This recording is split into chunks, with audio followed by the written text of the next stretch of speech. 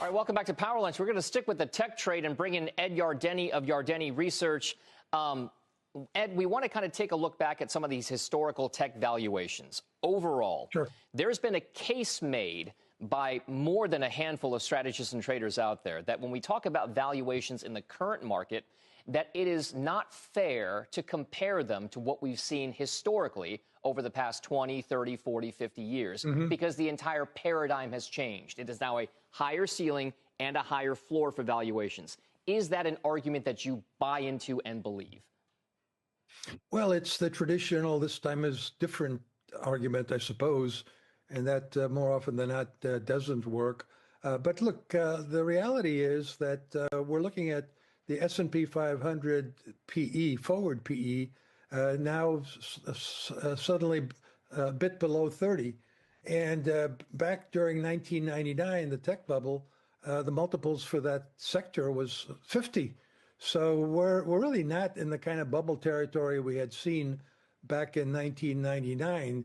And then, of course, some of the arguments being made that this time is different are relevant.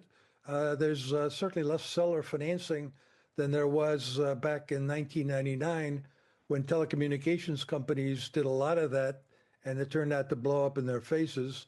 Also, a lot of companies were spending on technology in 1999, trying to upgrade their equipment so that it would work at the turn of the millennium. These are not issues today, of course, but the circular financing is, I guess, one of the concerns today. The quality of earnings is one of the concerns today. Last week, I actually recommended underweighting the Magnificent Seven because I felt that they're starting to compete against each other pretty aggressively, and so as a result, I said, maybe move into some other areas of tech, but also continue to overweight financials and industrials. What was the term, Kelly? Right? Wasn't it the impressive 493, or I forget what the term? Yeah. So you said to kind of move towards there, but from that valuations perspective, then can you compare other parts of the market that are not the Magnificent Seven to those historical averages more closely than you can with these mega cap tech stocks? Or are they just in a league of their own, and do you have to value them differently than the impressive 493? Yeah, I don't want to go into the this time it's different story. I don't think it's going to be that radically different in terms of valuation. Valuation is high whenever growth expectations are high. In 1999, I don't recall too many, if any, people really saying we were in a tech bubble, that we were in a dot-com bubble. It just kind of all of a sudden blew up, and then benefit of hindsight, everybody said, oh yeah, we were in a bubble. This time around, there's nothing but questions all the time about whether we're in a bubble. And I think the answer is already in front of us. Yes, we're in a bubble, and the bubble's losing air. It's not bursting, it's losing air. Valuation multiples are coming down. Why? Because there's a recognition that AI has caused the Magnificent Seven to compete with each other. Dom, the analogy I use is the Game of Thrones.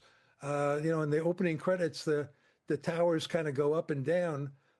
Basically, we've had seven kingdoms here in the Magnificent Seven. They've had big moats around them, and they've operated kind of independently without bothering each other. Now with AI, suddenly they're competing with each other, and competition tends to bring margins down. Ed, why do you think, or do you think that this is the year that the party ends, or 2026? While there are many out there who still expect that the AI bubble has several years left before we get to the really kind of top-off phase?